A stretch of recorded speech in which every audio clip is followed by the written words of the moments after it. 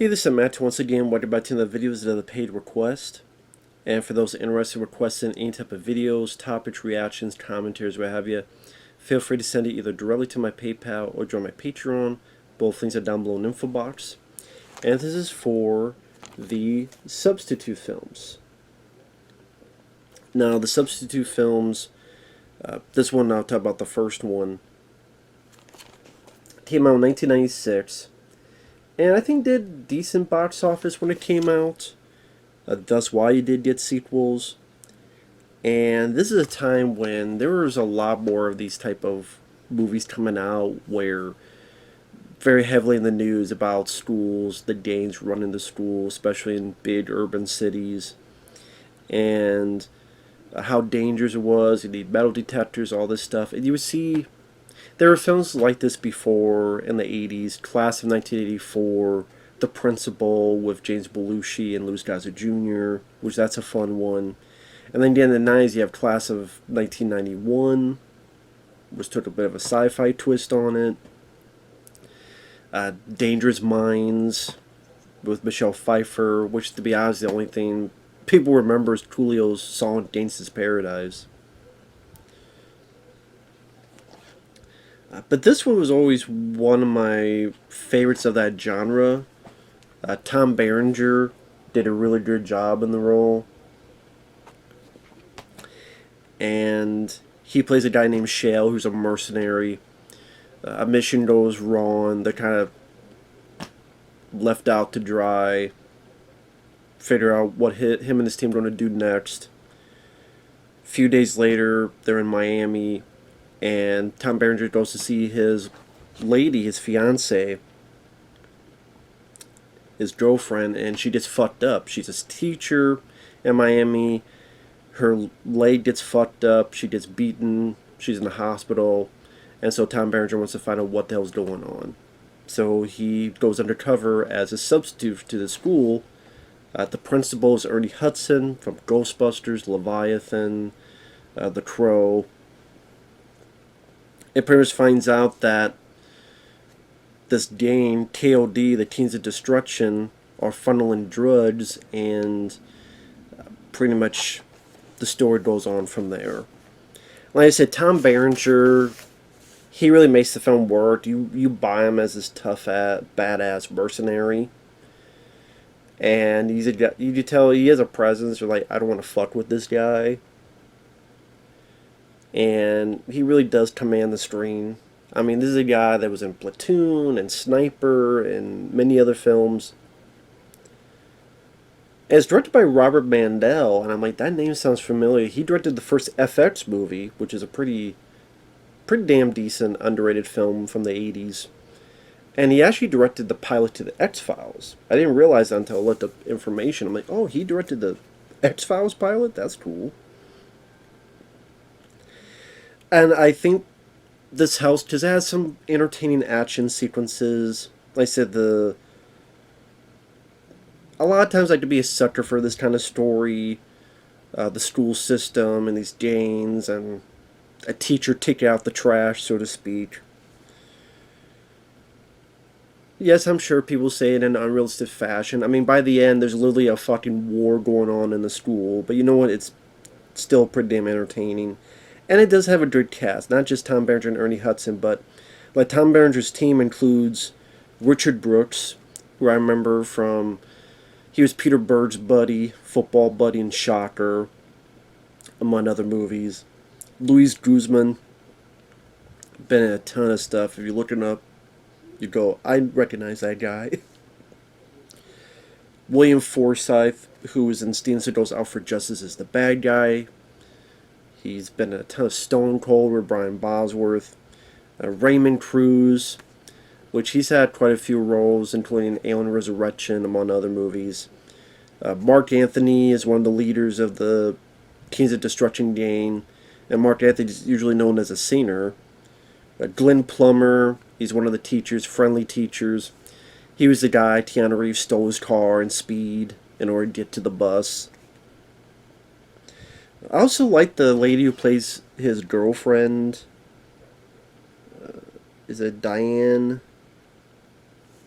Venora?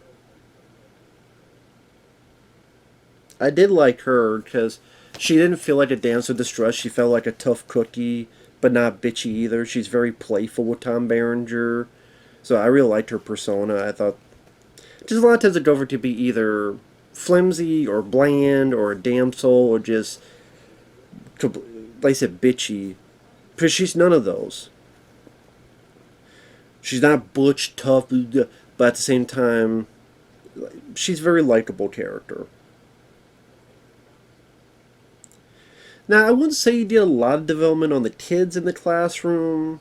I mean, there's still some that you recognize here and there, but I wouldn't say it's like other movies where you really get to know the kids, the teenagers, which is fine with me. It's definitely more of Tom and his movie.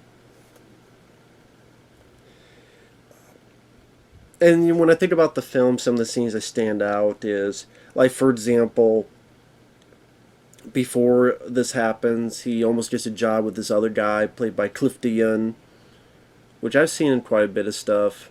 I think he was in Carnosaur 2. Also, this film I like from the 80s called Pulse with Joy Lawrence. He wants to hire soldiers, but as Tom Berenger says, you don't want soldiers, you want killers. And, I mean, on the one hand, I don't really like the scene because, like, Cliff DeYoung comes in and he's talking about all this fiber he eats and he farts. I was like, I don't know if you need that. But at the same time, it does get kind of a funny moment because you want to know the difference between soldiers and killers, and he scares the shit out of Cliff DeYoung. See, if I was a killer, you'd be dead already. Just as cereal works. Just the guy shit his pants. I mean, it's pretty weird to have that kind of bit in this kind of movie, but I will say that last bit did make me chuckle a bit, so I guess mission accomplished. Ernie Hudson, it was nice to see him in this type of role. Spoilers. I mean, this is a film from '96, but just spoilers. It was a nice change of pace for Ernie Hudson to be the villain, because it's very rare that he got to play a villain character. I do like the line he says, "Power received is power achieved," and then Tom Berenger throws that line back at him later.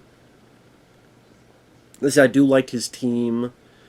And, I mean, his team, you don't have a lot of development. They pop in and out when they can.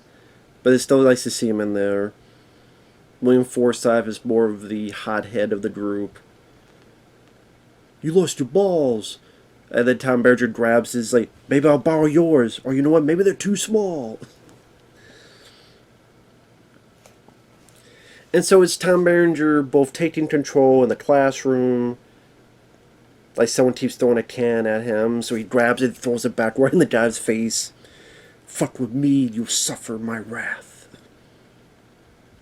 He's talking about his past in Vietnam, gangs he used to be a part of when he was younger, and how there's not much future in gangs.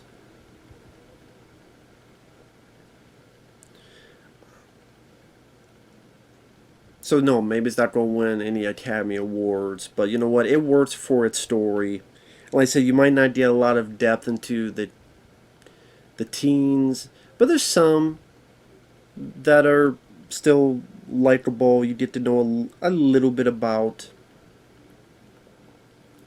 one guy in particular that Tom Berenger tries to reach, and does. But, you know, at the end of the day, it's to be Tom Berenger being a badass. And you do get that, and it's fairly satisfying. Whether it be the library scene where they try to kill him in the library, and he's like, shh, don't talk in the library. He beats the fuck out of them, throws their ass out the window, and he tells another teacher, sorry about the windows, and she goes, fuck it. Or them learning more about the KOD and the other people's operations, stealing their money. And it's kind of quirky bit where William Forsythe gets there, but he lets this bad guy beat up Tom Berenger. He said, no, don't do that karate shit. Come on, fight him. So Tom Berenger finally does fight the guy. And then when the guy comes after him, then William Forsythe shoots the guy. So it's kind of unique that he's on his side, but he's going to let this bad guy try to fight and beat up Tom Berenger Come on, kick his ass, man. I know I could help, but come on, man. So that was kind of a unique little quirk. And the finale, I mean, the whole finale, it's the mercenary team versus Ernie Hudson, the KOD, and some of the people the KOD worked with drug-wise. And you get this pretty much military operation in the school, and there's a decent budget. I mean, compared to like the sequels, which are more direct to video, you tell that this had a bit more of a polish in terms of the action pieces to make it for a theatrical production.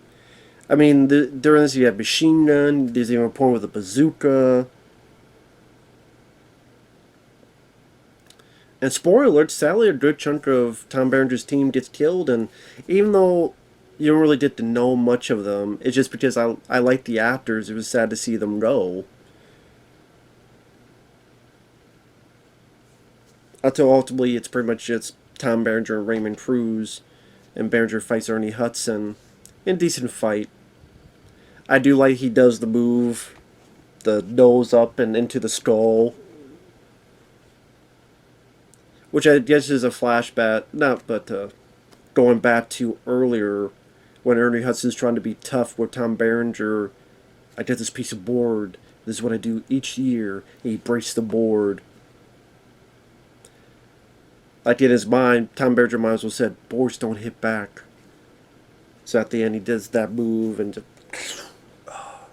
which you can do. You can do that and put the fucking nose right into the skull. And does the Ernie Hudson's character. Your ass is grass, Mr. Principal.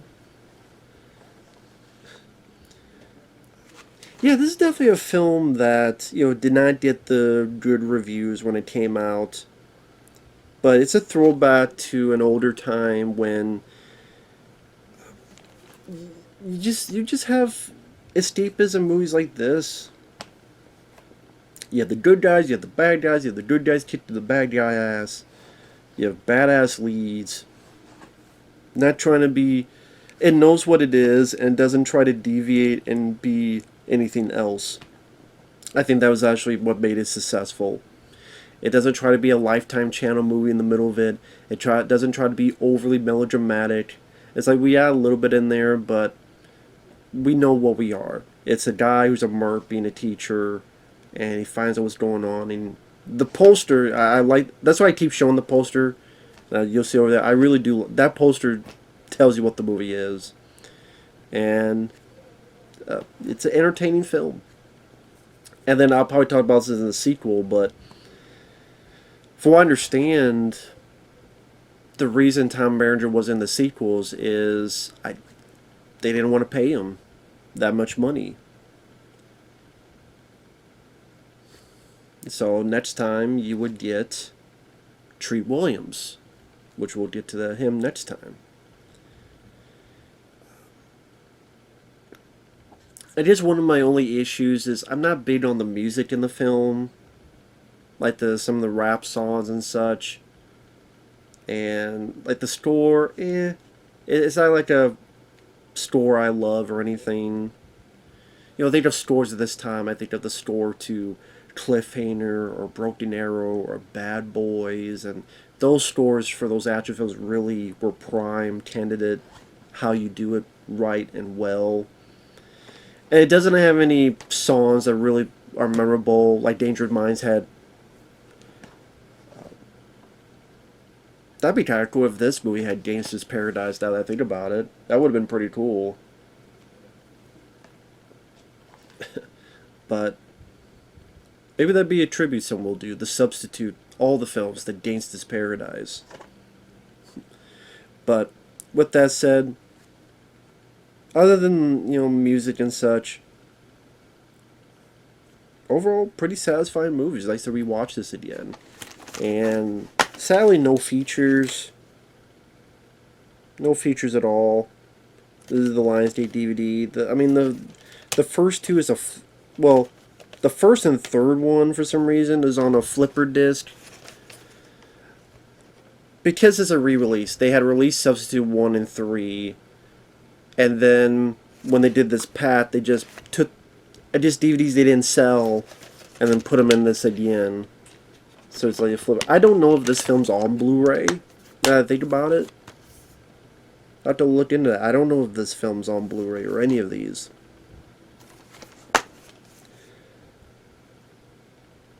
But, yeah.